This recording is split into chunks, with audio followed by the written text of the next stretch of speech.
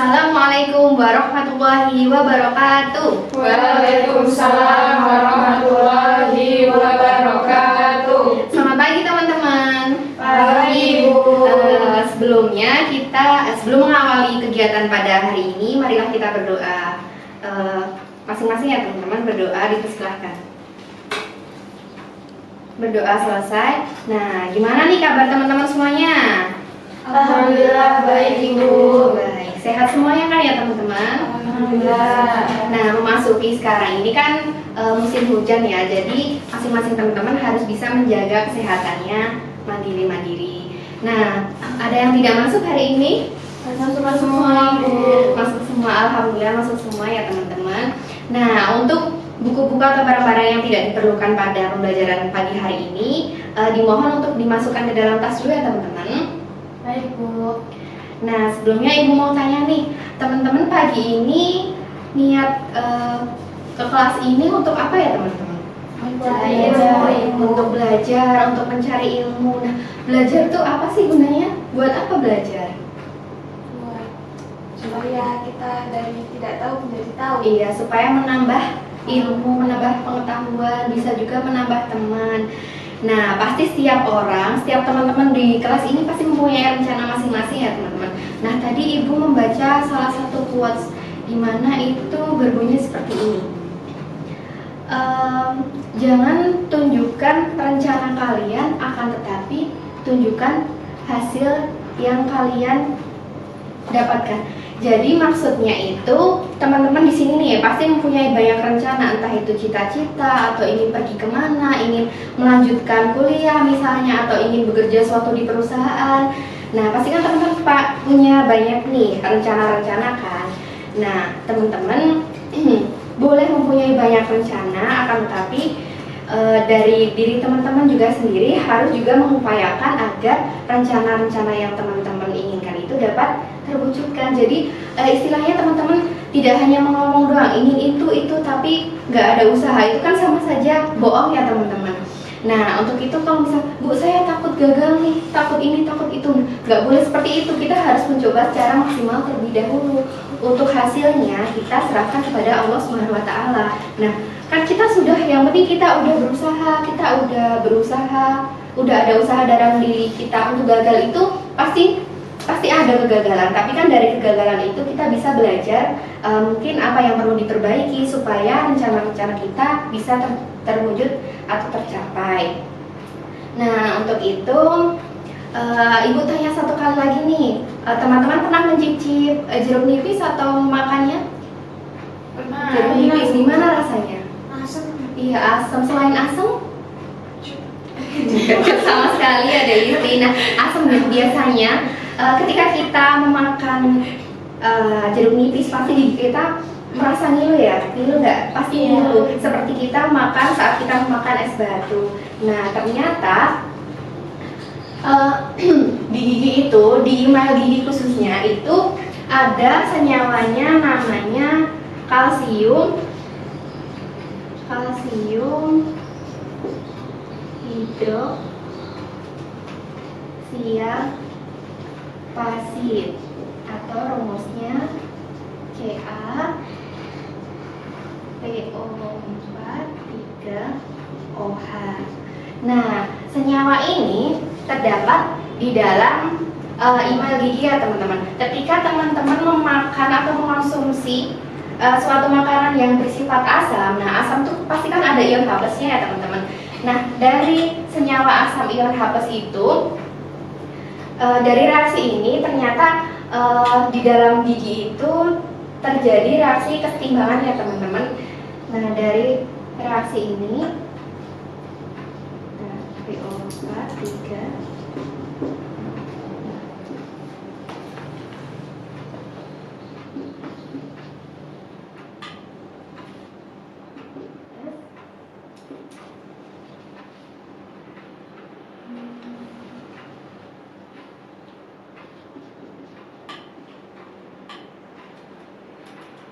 Nah, di sini terjadi reaksi kesetimbangan. Nah, ketika kita mengonsumsi asam, suatu asam pasti kan ion H+ ini akan mengikat ini ion PO43- dan juga ion OH-. Nah, ini di sini akan menyebabkan email gigi kita akan rusak ya teman-teman, akan rusak dan juga terjadi pengroplosan. Nah, tapi di sini kita tidak belajar tentang ini ya teman-teman. Kita belajar tentang kesetimbangan kimia di dalam industri. Nah, ada yang masih ingat kemarin kita sudah belajar apa?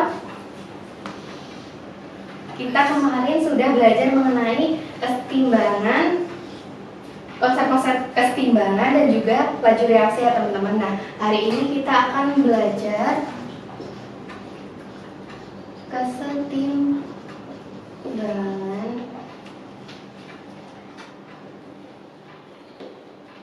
kimia dalam industri.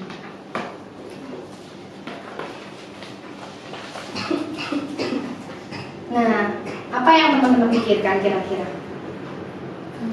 Kesetimbangan kimia dalam industri. Suatu industri pasti kan perusahaan yang menghasilkan produk ya teman. Produk atau sebuah jasa. Nah, kali ini kita akan belajar mengenai kesetimbangan dalam industri, yaitu proses yang pertama, proses pembuatan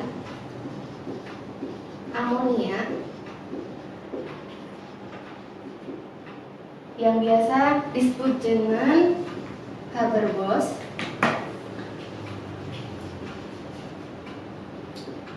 Dan juga yang kedua ada proses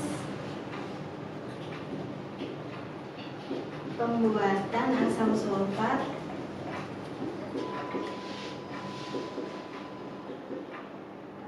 melalui proses kontak.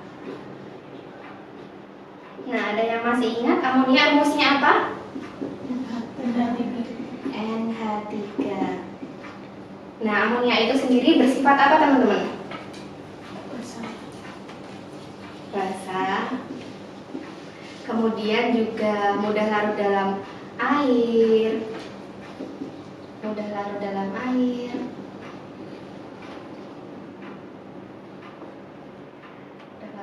Nah, untuk proses pembuatan amonia itu sendiri yaitu reaksinya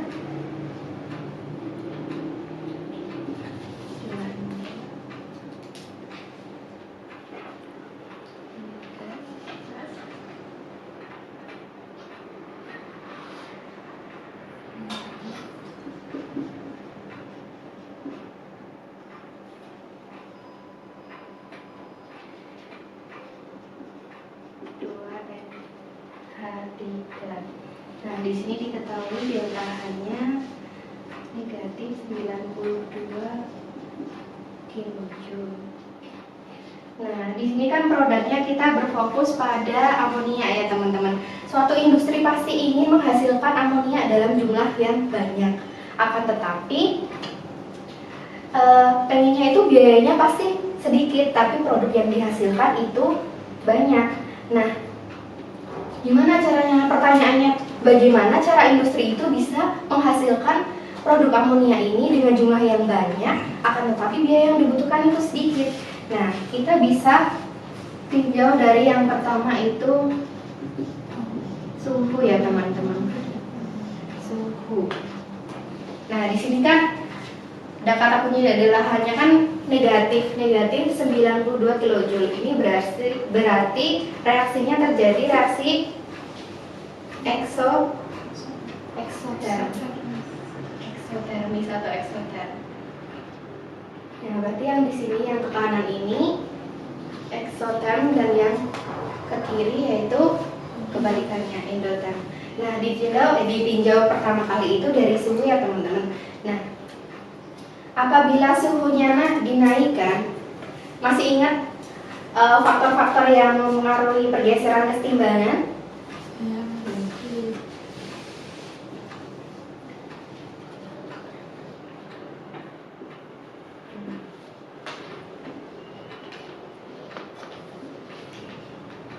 Ini ada faktor.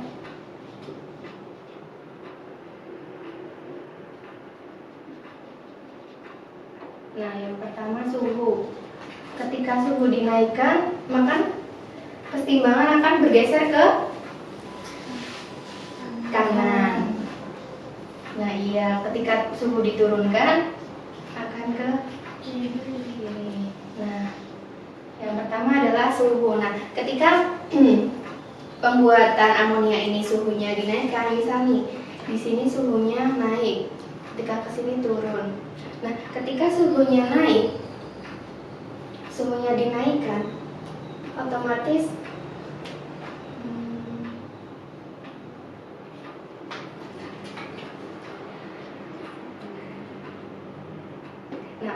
ketika suhu dinaikkan itu kan keseimbangan akan bergeser ke kanan ya teman-teman, ke kanan kan ke sini, ke arah eksoterm. Nah, otomatis dia menghasilkan produk NH3 ya teman-teman. Di sini ada NH3 itu banyak. Kemudian untuk ketika suhunya itu diturunkan, dari reaksi ini kan kita bisa melihat NH3 ini akan terurai kembali menjadi N2 dan juga H2. Nah, maka di sini NH3-nya akan dikit ya teman-teman, akan dikit. Nah, kalau misalnya ditinjau dari faktor laju reaksi, kebalikan dari ini teman-teman. Jadi ketika suhunya dinaikkan, maka itu proses laju reaksi itu akan terjadi secara cepat. Jadi ketika suhu dinaikkan, maka laju reaksi itu akan cepat. Ketika cepat itu biaya yang dibutuhkan oleh suatu industri itu pasti akan, ketika cepat itu pasti kan sedikit ya teman-teman, akan rendah. Nah, kemudian sebaliknya kalau suhu turun, pasti kan laju reaksinya juga akan semakin lama, maka biaya yang dibutuhkan akan semakin tinggi ya teman-teman. Nah, terus bagaimana ini kalau misalnya suhu dinaikkan, NH3-nya banyak, NH3-nya banyak, biayanya rendah. Waktu suhu diturunkan itu NH3-nya dikit tapi biayanya tinggi. Nah, solusinya di sini ada suatu titik yang dinamakan titik optimum. Nah, itu dimana suhunya itu berkisar antara 400 sampai 600 derajat Celcius. Nah, jadi waktu suhu optimum ini NH3 yang dihasilkan itu rupanya cukup banyak dan dengan biaya yang diperlukan itu juga tidak terlalu tinggi dan juga tidak terlalu rendah. Nah, mungkin sampai di sini ada yang dibingungkan Ibu Intan? Ada yang dibingungkan mungkin? Belum ada. Nah, untuk kali ini 1-2 ya teman-teman, yaitu proses pembuatan amonia. Nah, Ibu kasih contoh soalnya ya, sebentar.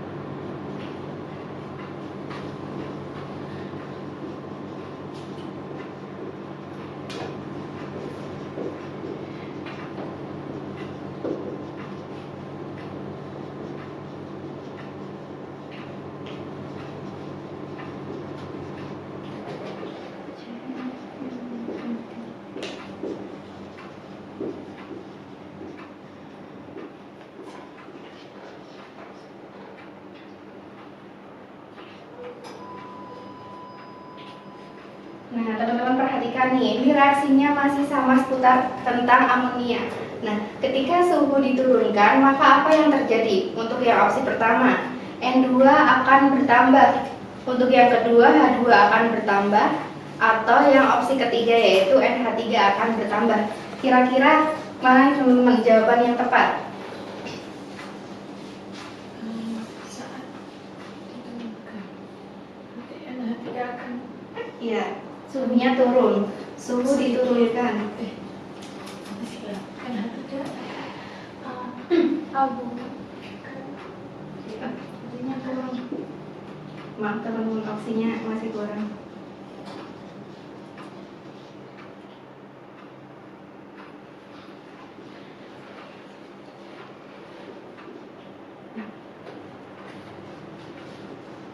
Dari sini jawabannya apa teman-teman? NH3 akan sedikit. Iya, yang D ya, NH3 akan sedikit. Nah, untuk latihan soal lagi mungkin Ibu minta satu teman-teman bisa maju ke depan. Ya. Mungkin Dek Vanessa bisa maju ke depan.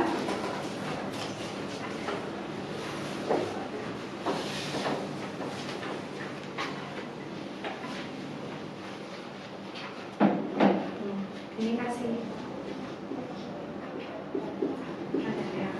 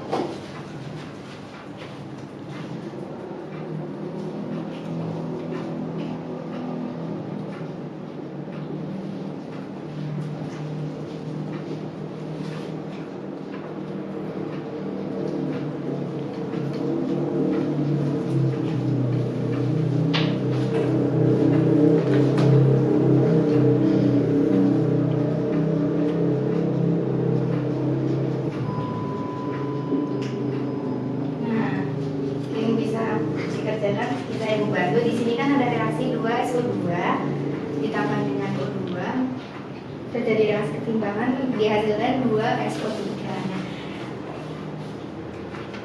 jika ingin mendapatkan hasil yang maksimum, maka yang pertama itu dengan menaikkan suhunya, atau yang kedua dengan menurunkan suhunya, atau dengan memperbesar volumenya. Jadi ingin menghasilkan ini 2SO3 yang secara maksimal. Konsepnya masih sama dengan pembuatan amonia. Nah, di sini kan delta H-nya negatif ya, berarti kan bersifat eksoterm. Jadi suhunya di Jadi suhunya di kenapa dinaikkan?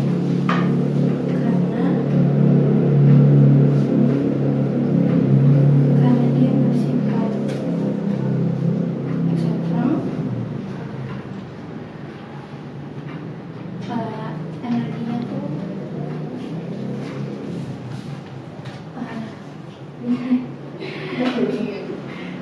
Ya udah tidak apa, mungkin nanti bisa Ibu jelaskan lagi. Makasih ya Kak Nisa untuk berani menjawab maju ke depan.